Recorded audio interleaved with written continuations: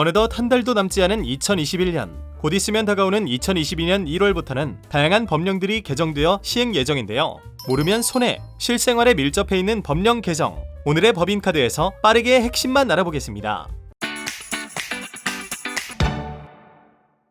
여러분, 그동안 살충제 스프레이 분리수거하실 때 플라스틱 밸브가 붙어있는데 어떻게 분리수거해야 되나 고민 많이 하셨죠? 분리배출 표시에 관한 지침 일부 개정에 따라 2022년부터는 이렇게 소비자가 분리할 수 없어 재활용이 어려운 포장재에 대해 새로운 분리배출 표시 제도가 실시됩니다. 몸체 겉면에 바르는 도포나 두 종류 이상의 재질을 맞붙이는 첩합 등으로 분리가 어려운 포장재에 도포 첩합 표시를 하도록 한 것이죠. 도포 첩합 표시 대상에는 종이팩, 폴리스티렌 페이퍼, 페트병 및 기타 합성 수지, 용기, 트레이류, 포장재의 구성 부분에 금속 등 타 재질이 혼합되거나 도포, 첩합 등의 방법으로 부착되어 소비자가 별도 도구를 사용하지 않고서는 해당 부분을 분리할 수 없는 경우가 해당됩니다. 이에 따라 앞으로는 도포, 첩합 표시가 붙은 제품과 포장재는 재활용 분리수거할 필요 없이 일괄적으로 종량제 봉투에 담아 배출해야 합니다. 환경 문제로 인해 바뀌는 게 또 있는데요. 바로 카페와 패스트푸드점 등 식품 접객업종의 일회용품 사용 규제와 관련된 내용입니다. 사실 일회용품 사용량을 줄이기 위해 2018년 8월 카페, 패스트푸드점 등 매장 안에서 일회용품 사용을 금지했으나 2020년 2월에 한시적으로 허용되었는데요. 2022년부터는 다시 식품 접객업종의 일회용품 사용이 규제됩니다. 일회용품 사용 인구가 급증하면서 폐기물 발생이 급격히 늘어났기 때문인데요. 환경부는 무분별한 일회용품 사용을 줄이기 위해 일회용품 사용 규제 제외 대상 고시를 일부 개정하게 되었다고 밝혔습니다. 이에 따라 매장 넓이 및 위반 횟수 등에 따라 일회용품을 사용하다 적발될 경우 과태료 처분이 내려집니다. 100평 정도 대규모의 카페를 기준으로 1회 위반 시 50만원, 2회 위반 시 100만원, 3회 위반 시 200만원의 과태료를 내야 합니다. 여러분들도 미리 알아두면 좋겠죠? 실생활에 밀접한 교통과 관련된 부분도 바뀝니다.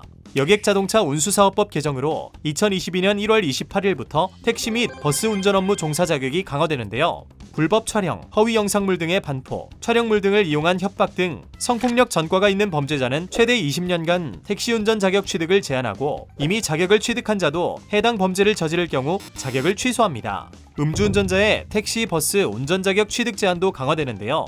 지금까지는 음주운전으로 운전면허가 취소된 자에 한해서만 택시, 버스 운전 자격 취득을 제한했지만 앞으로는 음주운전으로 면허가 정지된 경우까지 취득을 제한합니다. 또한 무자격 운전자에 의한 렌터카 교통사고를 사전에 차단할 수 있는 안전기반도 마련했는데요. 렌터카 운전 시 임대차 계약서상 계약한 운전자 외에 제3자가 렌터카를 운전하는 것을 금지하고 렌터카 업체를 운영하는 사업자가 무면허 등 자격이 없는 이용자에게 자동차를 대여해주는 경우 사업정지 등의 행정처분을 받을 수 있도록 했습니다. 이렇게 택시와 버스를 안전하게 이용할 수 있도록 하고 렌터카 교통사고도 예방할 수 있도록 법이 개정되어서 내년부터는 더욱 안심할 수 있겠네요. 우리 생활에서 빼놓을 수 없는 것, 바로 돈입니다. 내년을 기대하며 이런저런 계획 세우고 계시죠? 큰 돈이 필요해 대출을 계획하시는 분도 있을 텐데요. 그런 분들이 꼭 알아야 하는 내용도 있습니다. 2022년 1월부터 총 부채 원리금 상환 비율인 DSR 규제 기준이 강화되는데요. 내용을 자세히 살펴볼까요? 총 부채 원리금 상환 비율은 개인의 모든 신용대출 원리금을 포함한 총 대출 상환액이 연간 소득액에서 차지하는 비중을 의미하는데요. 이때 총 대출 상환액에는 주택담보대출, 신용대출, 마이너스 통장, 학자금 대출 등 모든 채무가 포함되죠. 총 부채금 원리 상환 비율의 영어 앞글자만 따 DSR이라고 표기하는데 DSR 규제라고 하는 것은 바로 이렇게 더한 채무액을 일정 비율 아래로 규제하겠다는 것입니다. 기존에는 주택담보대출의 경우 투기과열지구와 청약과열지역 등의 규제지역 내 시가 6억 원 초과인 주택을 담보로 대출을 받는 경우에만 DSR 40%를 적용했고 신용대출의 경우 대출액이 1억 원을 초과하는 금액에 대해서만 은행에서 DSR 40%, 제2금융권에서 DSR 60%를 적용했습니다. 하지만 2022년부터는 주택담보대출과 신용대출 구분 없이 전체 대출의 합계액이 2억 원을 넘으면 DSR 40% 규제가 적용됩니다. 즉, 기존의 대출이 이미 있을 경우 큰 돈이 필요해져도 DSR 규제가 강화되어 더 이상 대출을 받기가 어려워지는 거죠. 추가로 큰 금액의 대출이 필요한 경우 어려움이 있을 것으로 예상됩니다. 이러한 내용들은 원래 2022년 7월부터 시행될 예정이었으나 정부는 이를 앞당겨 2022년 1월부터 행정제도로 우선 시행한 뒤 이후 관련 규정 개정을 통해 제도화한다고 하니 대출 관련해서 계획이 있으신 분들은 관련 소식 잘 확인하셔야겠죠? 직장인에게 가장 중요한 임금과 관련된 내용도 있습니다. 바로 최저임금 인상인데요. 고용노동부의 2022년 적용 최저임금 고시에 따라 2022년 최저임금은 2021년에 비해 약 5.05% 인상된 9,160원으로 확정되었습니다. 주 40시간 근무할 경우 월 환산 기준 시간 수 209시간 기준으로 하면 월급으로 191만 4,440원인데요. 이에 따라 이전에 체결한 계약이라도 시급이 개정된 최저임금 수준에 미치지 못한다면 부족한 만큼 무효가 되고 사업주는 이를 지급해야 할 의무가 생깁니다. 만일 지금 최저시급 기준으로 임금을 받고 있다면 내년 기준으로 꼼꼼히 계산해볼 필요가 있겠죠.